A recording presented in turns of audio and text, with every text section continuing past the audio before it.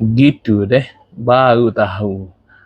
Kalau kita pomen, kalau kita bawa, kalau kalau banyak kalau dia cek ke, jadi orang tak mampu. Jadi kita lah kena bayar walaupun kita pomen. Oh, pelik juga. Oh, deh. Dak, kita kena bayar same sebab naik kereta. Sedekah kereta tu kereta pelanggan kita.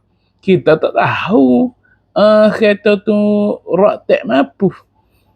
Lepas tu dia cek rotek tu mampu. Lepas tu dia same. Allah, pelik sungguh lah. Lepas tu kita nak bahas gapo, nak pergi kecek gapo, dok lolo. Dia kata nanti kecek di mahkamah. Allah.